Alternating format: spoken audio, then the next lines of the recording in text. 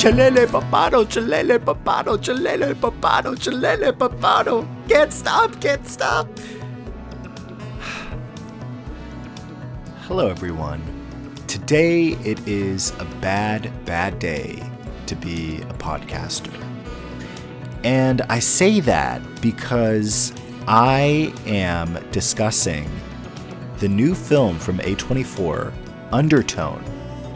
And to sort of counteract that, I also want to discuss a really great coffee that I had. Balancing the positive with the negative here, or at least I'm trying to. And this is the Dolce e Coco Latte from Café Unido in Washington, D.C. Wow, finally breaking the video game movie adaptation streak. And you know what? I might be reverting back pretty soon because I really want to talk about the Super Mario Galaxy movie. I really do. So we'll see if I make it. But here we are. I'm breaking from the mold of video game adaptation movies. And can I be honest? I had such a fun time doing that. I had such a fun time that I kind of thought in my head, I was like, what if I just had a podcast completely discussing video game adaptations to the screen? You know, or like to the film screen, TV show screen. I've been like so fascinated about it. So yeah, for those of you just joining, hello, my name is Nick Delaney and I'm your show host. And this is Coffee Nick's Movie Picks. This is a podcast where I talk about movies and coffee side by side. Do I know like a lot about either of those things?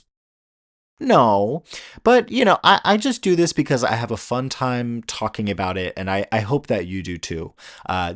We're not taking anything seriously here, so just keep that in mind.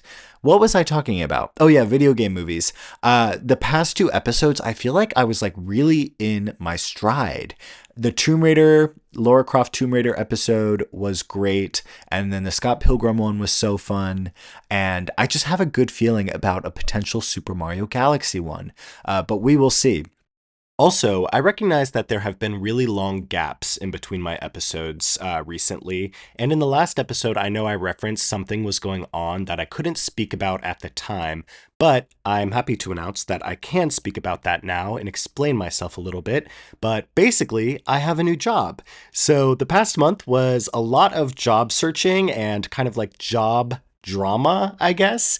And I am happy to report, especially when it comes to this podcast, that my new job is at a coffee house.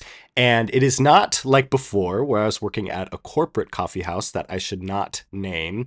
This coffee house, I just have a ton of respect and admiration for. I love this place so much. It was previously featured on the podcast. I've sung the praises about this place many, many times. I won't name it just to respect that boundary and everything, but they create everything from scratch. They are coffee snobs, which I'm very happy to say, and I'm very excited to be there. Hopefully this will also just up my coffee game a little bit, and I'll be a better reviewer because of it. So very excited about that and what's in store there. In other news, I'm at the beach right now, which is lovely. I love, instead of when I'm recording this and talking to like the corner of my room, my floor lamp, I'm now talking to the ocean. It's a nice ocean view, which is lovely. Unfortunately, this entire trip has been rainy and cloudy except for one day, which is fine. I'm just happy to be at the beach, happy to be around all of the fun stuff down here, the salt in the air. It's lovely. And also, oh wow, a bunch of seagull pelican things flying past the window. It's beautiful. It's beautiful. Podcaster's dream, unlike the movie I'm about to talk about. It's also, this area, West Palm Beach, is the home of one of my favorite coffee houses, Subculture Coffee Roasters, which I've reviewed on the podcast before. I may review again, perchance. So it's lovely to go visit there again. It's like my home away from home. So that's lovely. And I have allergies really bad. I don't know if you can hear the raspiness in my voice. So that's happening. Also the Dolly-thon, having a little bit of trouble. Gavin and I recorded a really good review of Best Little Whorehouse in Texas. And like I said, I changed jobs. So I cleaned up my computer deleted like all the old files I didn't need anymore. And I think in the crossfire of all that, I deleted our really great discussion. So kind of have to start from scratch there, but that's on the way. 9 to 5 is on the way. Lynchy and Pick, yada yada. You guys know I'm a liar. I'm a liar. I say these things are coming. They never will. They never will. Anyways, yes, they will. I promise. Now, let's get into some coffee discussions today. We are reviewing the Dolce y Coco Latte, and I don't know if I'm pronouncing that quite right. It's spelled with an E in it, but I'm pronouncing it with like the Y, Dolce y Coco. And that feels right to me, but I'm not sure if it is. So if that's a mispronunciation, I'm so sorry. This is from Café Unido in Washington, D.C. I only know about this one location in D.C. There might be a pop-up somewhere that I'm not familiar about, but it's located right off the U Street corridor, kind of in the Shaw/LeDroit neighborhood.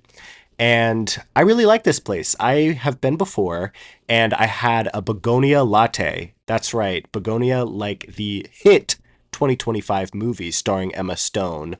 I don't know why they had this. I just went there one time shortly after I saw the movie, and they had a begonia inspired latte, which it was like honey and maybe something else in there, which is just so cool. I don't know why. It's not like this movie was like super in the mainstream, but they had it. Maybe it was a partnership with the plumbing theater nearby. They have like a smaller theater nearby, but really cool. I don't know if it was like official Begonia sponsored latte, but I love stuff like that. Movies and coffee. Hey, I'm all about it. I'm all about it. And that latte was really good. This cafe is really pretty on the inside.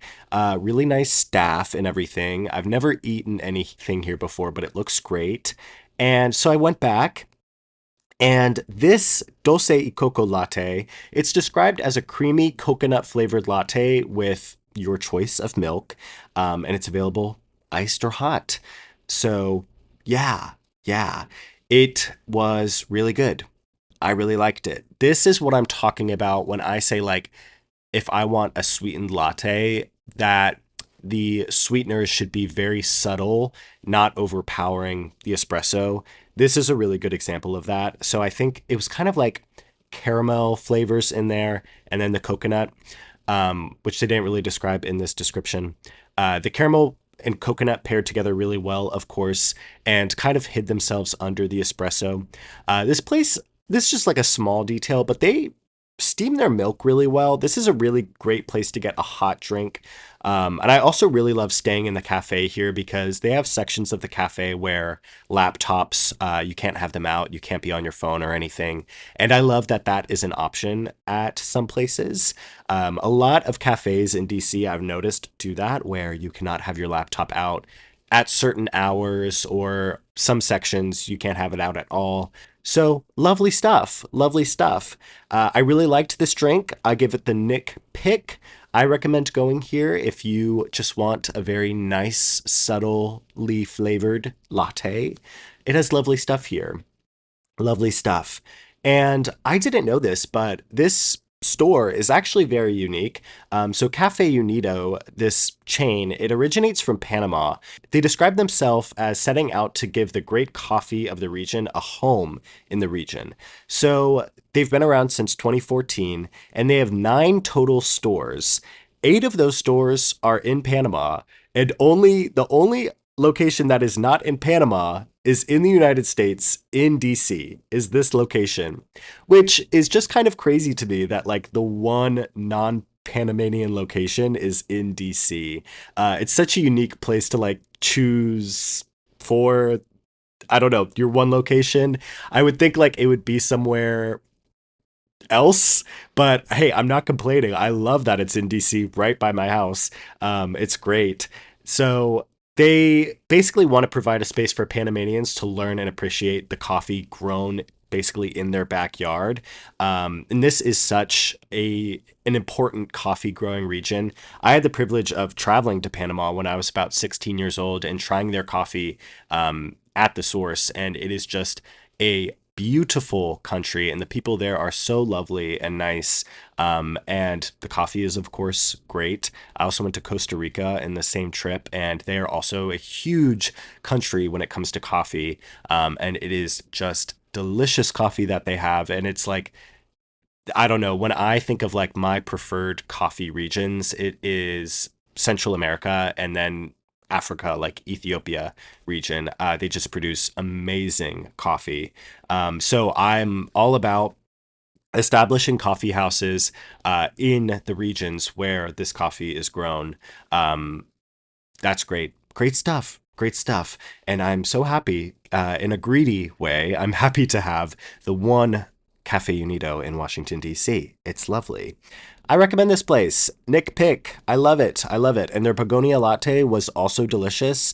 I really wanted to review that, of course, with begonia, but that was during my little hiatus. And begonia, that's my favorite movie of 2025. Don't know if I'd mentioned that, but I really loved that and I really loved the drink. So thank you, Cafe Unido, for being a place for coffee and movie fans.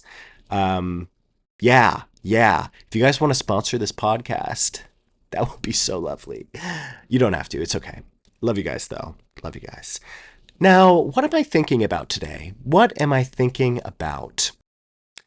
You know what? I think it's time to talk about Resident Evil 9 Requiem. This video game, it is the latest in the... Here we are talking about video games again. I'm so sorry. This was supposed to be the one episode not about video games, but here we are talking about it. I just finished it a few days ago, maybe like a week or two. And so I have a lot of thoughts. And I'm going to try to do this without spoilers, so need not worry if you haven't played it. But if I get to that point, I will make it clear that there are spoilers. I had a great time. And I don't think that's an unpopular opinion. I had a great time with this video game. One of my favorite things that a video game can do in the year 2026 is not overstay its welcome. I'm all about games that get to the point, are a high quality experience, and a lot of fun. I think it took me about 16 hours to complete. And I took my time with it. I got stuck in a lot of different areas, as you've heard on a previous episode. I'm also currently playing Pokemon Legends ZA on my Switch 2. And that is a game that is very much overstaying its welcome. I'm over 25 hours in, and I don't even think I'm halfway through it. And that's fine. I'm all about like a long game that you can really like dive into, but that game is just so repetitive. It's a lot of fun. I have fun with it, but it is so repetitive and honestly kind of mind numbing. And there's challenge to it, which I appreciate. Not a lot of Pokemon games do that, but I'm just at the point where I'm like, oh my gosh, like how many times do we have to sit in a cafe and like have a conversation with this girl, which they make you do like every single side mission. And it feels like a very inconsequential game. But it's fun. It's good. But that's kind of like the opposite end of what I'm playing right now. But Resident Evil Requiem was a great parallel to that. It just was quick, concise, and very punchy. The pacing was just really great, I think. And I mentioned this in the previous episode, but you are constantly switching back and forth between Grace and Leon, the two main characters. Grace is in first person perspective and Leon is in third. Grace's portions of the game are a lot more horror based. Leon's are a lot more action based. So two very different play styles here. And I had a great time. It was kind of disorienting at first switching between the two different play styles, especially because gameplay wise, they were just so different. But it got to the point where I really looked forward to switching between them.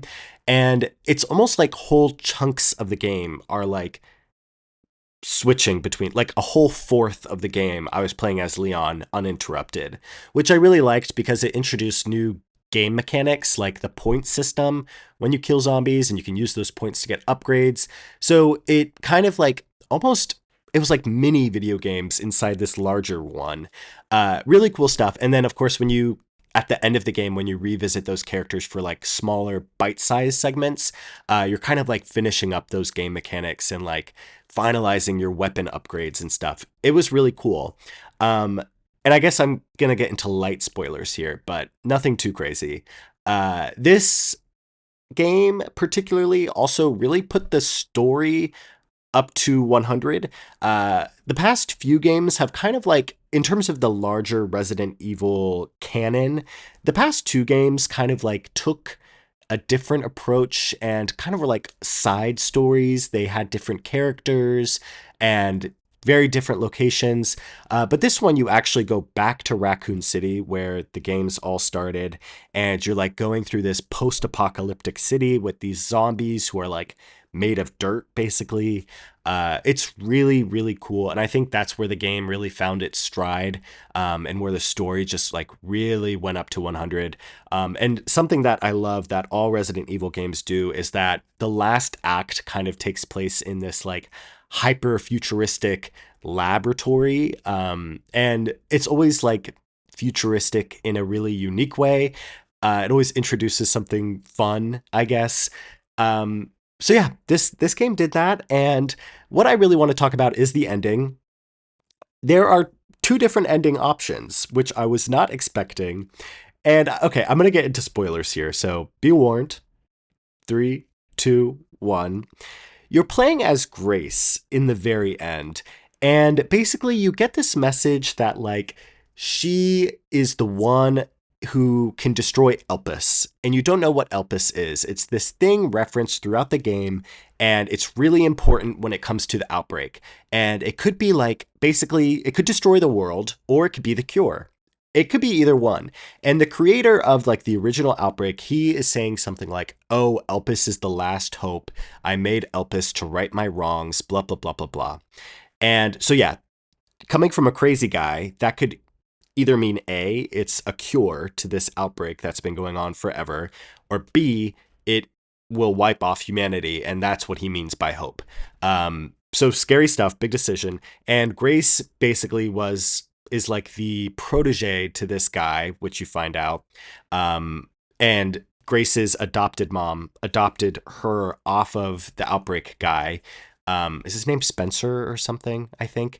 And so she is the only one that knows what to do in this moment. So in the end, she gets to decide whether to destroy Elpis or to release it. And you don't really know what that means, but Grace, the character, kind of has this renewed sense of hope. And she has the ability to like, you as Grace, you get to decide, will you recognize hope and some humanity in this guy who basically destroyed the world and like destroyed Raccoon City for sure? Or are you going to say, no, he's crazy and destroy Elpis, which is his version of hope? And in the end, it's very high stakes and you have to put it into the computer and you have the villain shouting at you to like release Elpis, just do it. And then you have Leon, which, that's my man, Leon. It's fan favorite Leon, and he's shouting at you to destroy it.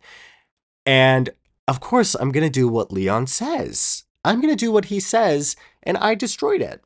So here, major spoilers. I get the ending where she destroys Elpis and the whole like laboratory comes crashing down and everything. And she gets separated from Leon and the platform is like crashing down and Leon is on the platform and you're like, okay, maybe Leon's going to survive. Maybe it's going to be okay. And the villain just gets out a gun and blows Leon's head off.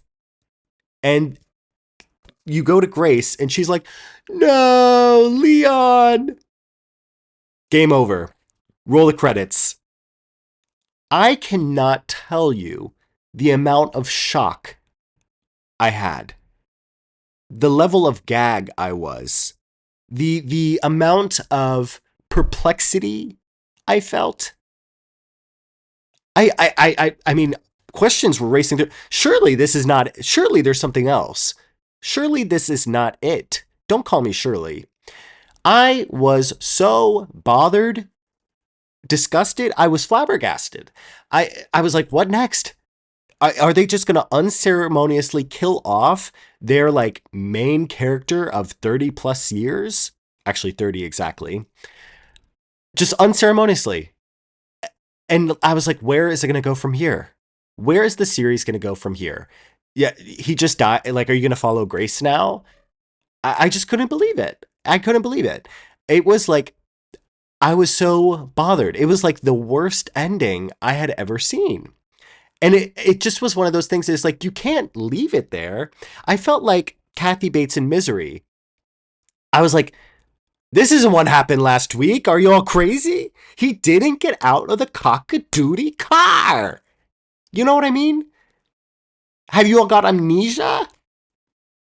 It was so I sat there for the entire duration of the credits, bothered. And then you get to the end and they're like, wait, do you want to play the other version? And I was like, well, sure. Like, what's going to happen? So I do that. I release Elpis, which actually happens to be the cure. So I cure Leon and I cure the villain. Um, and then the other villain from earlier in the game shows up and does his classic Resident Evil thing where he mutates and turns into this big nemesis blob thingy. And you're fighting him as Leon. And you're like shooting his weak points and everything. And it's like glorious, bullets, grenades flying everywhere and blowing up this giant zombie thing. Leon is back, baby. You kill the zombie thing. Grace is saved. And then you find out, like, the little girl that died earlier in the game, maybe she lived, and Grace gets to raise her as her own. And Leon is like happily ever after. Oh, and Grace and Leon are friends now and they're hanging out and everything is normal. And Grace got to go back to her office job. So sweet. And it sets up the next game. So was I just wrong? Like it was like a whole 30 minutes of extra content I get for the other ending. And I, hey, I felt so stupid. I felt humiliated. I feel like Resident Evil 9 took advantage of the Leon simps. The Leon simps. Except Leon is not that's not simp. That's, hey, I worship Leon.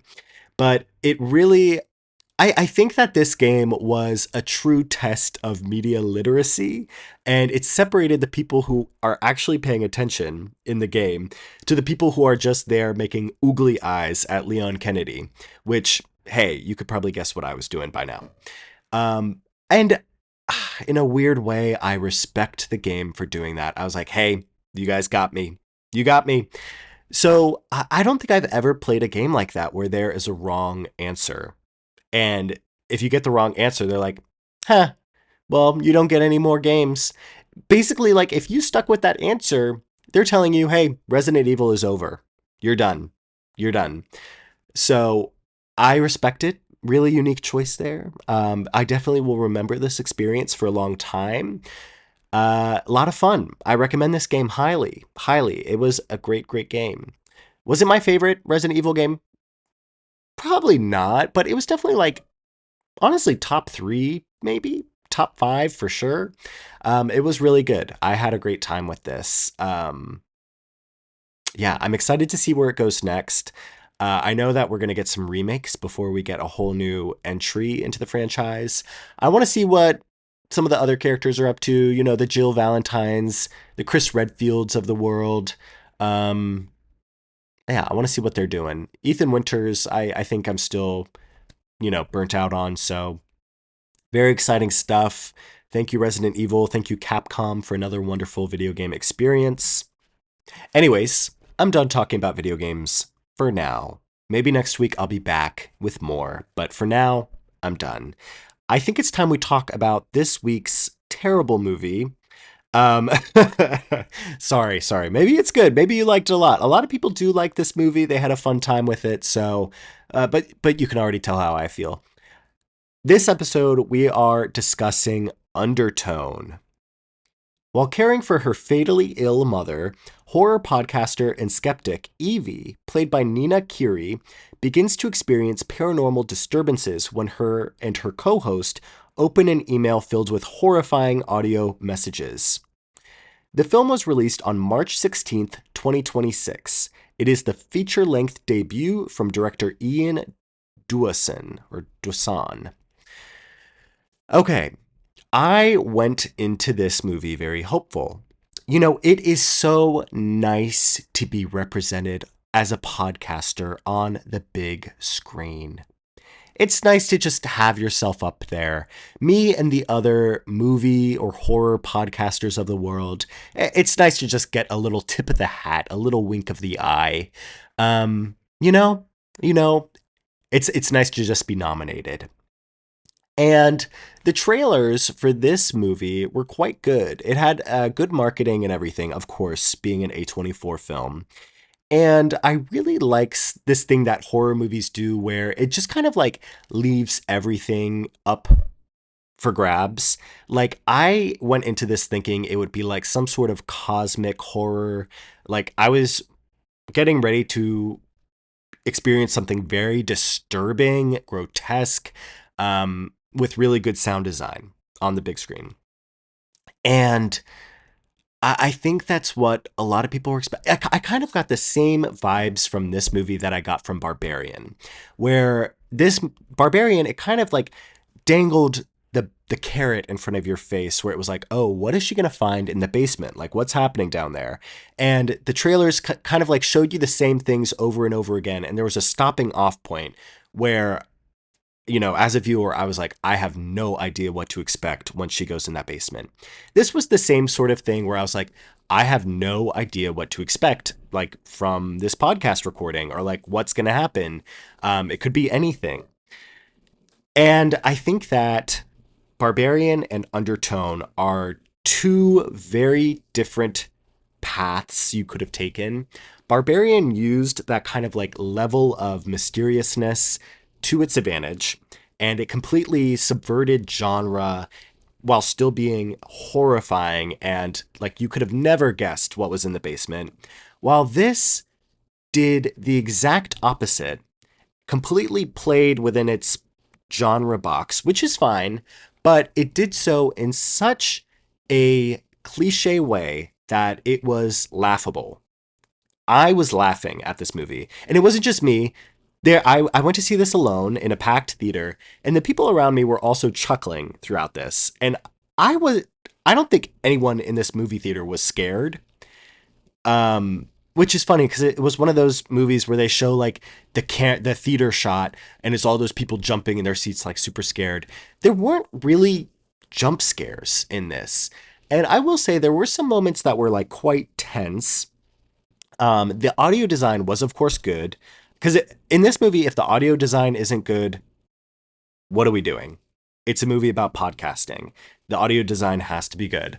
So the audio design was good and led itself to tense moments, but it didn't quite get under your skin the way that you would want it to.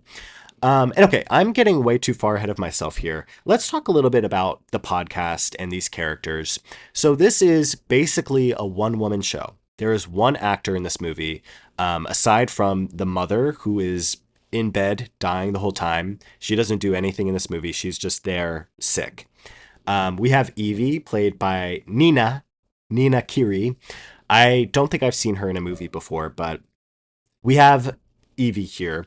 And basically, she runs a horror podcast where it's like kind of true crimey, kind of like Ghost Hunters, where they're talking about like bone chilling stories, and the audience members, they can submit stories to have them featured on the podcast. And so she records her podcast at 3 a.m., I believe, with her co-host James, I think. And first of all, why? Why? Why are you recording a podcast at 3 a.m.? Maybe it's a time zone thing, or maybe it's like tradition, but I would think like recording at 3 a.m. That is something you would do for like a video podcast or something with like a video element, but like recording at 3 a.m. that doesn't mean anything for like an audio only platform. Do you know what I mean? It's like I can't hear the 3 a.m. through my speakerphone, you know? I can't hear anything about it being 3 a.m. It just doesn't it doesn't make sense. Like at least like if it were video, there would be like some sort of darkness or like atmospheric stuff to it. So that was stupid. And right away I was like, is this guy a podcaster who made this? I don't know. That might be something I need to look up. So that was stupid, but another thing that is stupid is just these characters. So Evie, she kind of plays a character on her podcast, and she is the skeptic. Everything that is said on this podcast, she is trying to rebuttal or she is trying to disprove. And then the other co-host, again, don't know his name, I think it's James, he is the full-on believer of everything that is said. this gets really exhausting, even for someone who does not actually listen to this podcast. As audience members, we are visiting this scenario. We're visiting this podcast. We're not like fans listening every week. And even as someone just visiting the podcast, these characters that these two podcasters play are exhausting. And especially Evie's character is so unlikable. And I'm not saying Evie herself is unlikable. The character she plays on her podcast is so unlikable and unenjoyable. Like, I don't know how I would listen to this podcast. And it's everything like if they're telling, like, in the story, like, oh, this chair moved. Evie's character would be like, oh, it was just a draft from the window. It was the wind. You're so stupid, James. Like, why would you think that? And then James is like, well, maybe it was a demon that took the chair and moved it. And Evie's like, well, let's look at the solutions. Maybe it was a string attached to the chair that was pulled from the floor. And it was just like radical annoyingness. I don't know how to put it. It was just like, to an extent that was unenjoyable, her character was taken. And I always think like podcasting, you kind of just are yourself. I know there's a lot of podcasts that are like fiction that you play a character. And I know that as, speaking into this microphone, like I am performing and there's some level of character to that. Like I'm being an emphasized version of myself right now. But I don't know anyone who takes it to this level. Um, I don't know. It felt very weird and unrealistic to me. James felt like a more honest character and a more true character. But Evie did not. And the fact that we were following her for the entirety of the film, it made it really hard to connect with her. And, when she was on the mic and like something would happen and she would get distracted, because of course she was being haunted in the real world, not just through the podcast. Um, she'd be like, oh, let's get back into character. Let's get back into character. James didn't really have to. And it was Evie. She was the one that kept having to like hop between these different personas. So when we're getting moments of her when she's not recording the podcast, you kind of don't know what to think of her. You don't know, like, is she a very nurturing caretaker for her mom? Is she like kind of very harsh in real life like she is on the podcast? Is she a skeptic even? Which maybe is the point of the movie. Like, it's kind of like her own doubt. Like, does she believe herself or does she believe like her surroundings? It might be that, but none of those points were driven home. There wasn't really like a crux where she had to decide those things for herself. I of course think this character got to the point where she believed what was happening around her because it just got to that extreme. But she was kind of forced into that. And I don't think there was a moment where this character kind of had to, where belief had to become reality for this character. And I think that gets to the point of like, I don't know if the concept of this movie just really worked at all. Like I said, this is a one woman show and we are following her. It's one location. She's in the house the entire time. It mainly takes place at night with some moments happening during the day when she's taking care of her mom. Um, and I just don't know if that worked. I think I would have liked to know more about the co-host and what he was experiencing because, again, he was opening these haunted audio files as well. So what was happening to him? I mean, he might have been going through some haunting of his own as well, in a different location. It might have been interesting to see like the parallel lines of these stories. I don't know. Maybe there will be an Undertone 2, the sequel, Return of Pazuzu. I don't know. Um, but this kind of felt like one of those movies that was made during COVID where they were like, oh, we can't have actors acting around other actors. Let's just make a one woman movie. And that worked out for a lot of movies. But this really did not benefit from that line of thinking. And also, I don't think it was made during the height of COVID like those other movies were. So it was just kind of weird that this movie went that route. And also, like, the sound, like I said, the sound should be the star of the show here. And it was well designed. There are a lot of different layers to the sound, especially in the early moments of this film. But it later went on to really rely on sight and what you're seeing in the frame. And this is one thing I think the film did all right is that it had a lot of empty space in each frame. It didn't follow the rule of thirds at all. Like, it kind of reminded me of Skinamarink, where you're kind of focusing on very abstract sections of a room. Like, instead of just focusing on Evie as she's hosting the podcast, the camera drifted to like empty corners or like a dark stairway. Um, and this didn't really pay, much like Skinamarink, this really didn't pay off at all. It maybe added slightly to the atmosphere, or if this was scary to you, maybe it added to the level of tension. But it didn't really pay off in any way. And you weren't really looking at anything. I think there was one moment where this led to a comically bad jump scare, where you just kind of like, I think a face like appeared on the screen, much like Skinamarink, comically bad jump scares. As you can tell, I didn't like that movie. And it just didn't work out, which it leads me to wonder, and a lot of people have been saying this about this movie. This is not an original thought. Why wasn't this just a podcast? I think, A24 is all about like taking creative risks and kind of like branching away from film. They've been getting into music and like theaters and everything. It would have been cool to just make this a podcast experience where these two podcasters are unraveling these haunted audio files. Um, I don't know. I don't know why. That I think a lot less people would have tuned in if it were a podcast and not a movie. But I think this would have been a lot more effective. And like, I just imagine like revisiting these characters, opening these files, and not really knowing what's happening to them like in between their recording sessions. It would have been kind of cool. And it would have been cool. Let's say we're keeping with the 3 a.m. bit. If these like it was like live streamed or the episodes were dropped at 3 a.m. And then like maybe you're creating like a cultural moment where people are staying up at night, waiting to listen to like when the new episode drops. That would have been cool. I think so. Like, so it makes me wonder, like, why not that? A24 has their own podcast, which I actually think is not that good. It's very much like they just kind of wrangle up two actors who are in some of their recent movies and they're like, hey, just sit down and talk.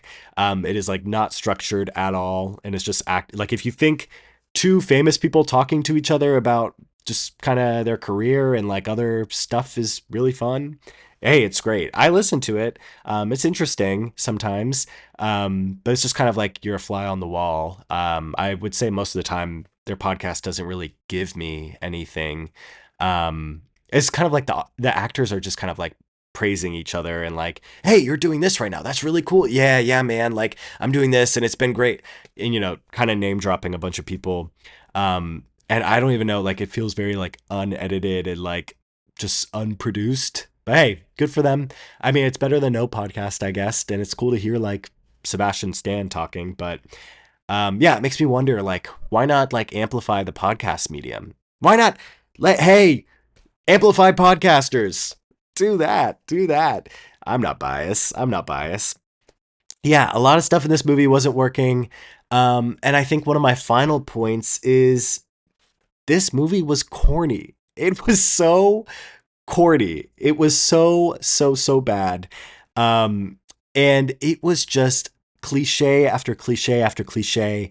So the host and her co-host, they opened this mysterious email from like an unknown email address with these 10 audio messages. And it is like these couples that are experiencing like these hauntings at night. So they are recording themselves going to sleep. And of course, like later on in the audio files, the wife wakes up at night and she's like, Chelele papano, chelele papano, chelele papano. I don't know if you've seen Pen 15, but the episode where the two girls think they are witches and they're like chanting in the greenhouse. So funny. Please look that up. Pen 15 witchcraft episode. You'll find it. It sounds very much like that. And the husband is like, what's happening? And all the while, like, Evie's taking care of her ill mother, and she's like reminded of this lullaby from when she was a kid. And she's like, wait, that sounds a lot like the lullaby. Let's play that in reverse. and they play it in reverse, and it's the same chant that the lady sang in the audio message, and she's like, oh my gosh, wait, play it in reverse again, and it's actually saying, all hail Pazuzu, blah blah blah, let Pazuzu take my body, and it's like, oh my gosh. And it's like the whole trope, it's like, wait, reverse that, play it forward again, now play it on 2 times speed, oh my gosh, it's a satanic ritual, oh my god, like, it is, it, like I said, it's laughable. This shit is corny. It is so corny. And then they like go to the email address. They're like, wait, who sent us this? And they go, they're like, wait, spell the email address backwards. Oh my gosh, it's pazuzu@gmail.com. No joke. That is like the conclusions that they were coming to in this movie. Who wrote this? Who wrote this? This was the feature, the debut feature length film from this guy. What exactly is going on? What exactly is going on? Like I said, Barbarian, it used its mysterious atmosphere to its utmost advantage and made its reveals like so shocking and unexpected. This, it actually was humorous how like cliche this is. And like, it's like, oh, play it in reverse. What does it say now? Oh my God, it's demonic. It is so corny. And of course, like, we find out that Evie is pregnant. And of course, like, it's a demon that's trying to attack her. And not just a demon, it's a fertility demon that's trying to attack her because she's pregnant. And there's like this creepy Mary statue that her ill mother keeps like setting up. And it is like so overdone. It is ridiculous. Like, of course it has to be a fertility demon. It, I don't know. I just don't give a fuck. We've seen this a million bazillion times. I think we've seen this on American Horror Story. We've seen this fertility demon, what? Like, we've seen that in The Exorcist before. We've seen that in The Conjuring. I think we've even seen like audio horror before. Like, I think of Event Horizon had like that really scary like black box audio of like that cosmic horror, like that space crew being attacked by whatever entity. That movie was really good. That was really scary. This just like did not do that.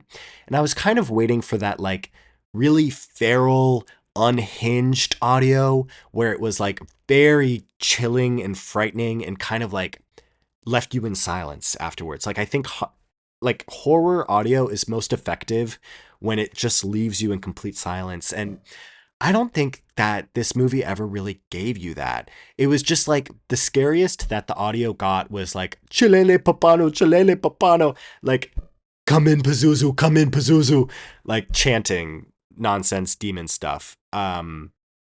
This movie was really disappointing, but also it was kind of funny. I kind of thought it was funny. It was like, oh my gosh, Ring Around the Rosie, the lullaby played backwards. It's actually like a curse. And then it goes to like Evie's screen and she's looking up, wait, children's lullaby played backwards, pulls up a Wikipedia page and she's like, wait, there's a history, talking to her co-host, there's actually a history of children's lullabies like having curses in them, embedded in them. And James is like, wait, maybe that's why we're cursed. And of course, Evie, being the skeptic, is like, what are you talking about? It's just coincidence. That would never happen. Like, what I'm saying, she is so unlikable. You just have to see it for yourself. And it's like unlikable, and like she is such a skeptic to the point that it's like unbelievable. And like, I don't know, a demon could slap her in the face and she could be like, oh, that was just me. I had a cough and I didn't know, blah, blah, blah. It is like so, oh my gosh, it's very groan inducing. Yeah, it's corny boots. It's corny boots. I don't know what the hell A24 is doing. They are really getting in like their Blumhouse bag. They really are. And if this movie is spelling what's to come in the future, I have a bad feeling about this. Like the Backrooms movie, that's like kind of another debut feature length concept horror movie. And if this is any representation of that, I have a bad feeling. So yeah, not good stuff happening at A24 right now. I need to see the drama. Have not seen that yet. And Mother Mary, I don't know if that's A24, but I'm excited about that. Hey, it's nice just to be nominated. It's nice to have a movie about podcasters doing their podcasting thing. I'm 100% sure there's already been a horror movie about podcasters before. I'm pretty sure dear friend and executive producer Reese, he told me about one that I've not seen yet. But yeah, so does this movie, is it worthwhile? Does it have a point? Is it giving us anything? No, no, but being a mainstream movie about podcasters, I thought I would chime in. And chime in I did. What's next? So, coming up on the podcast, Best Little Whorehouse in Texas and Lost Highway. You can expect that pretty soon. I also have, like I said, an itch to review the Super Mario Galaxy movie, so that might be on the way. And yeah, I'm just going to be at the beach, enjoying my new job, making some coffee, running some food, doing all that. So thank you all so much for listening once again. Thank you for bearing with me.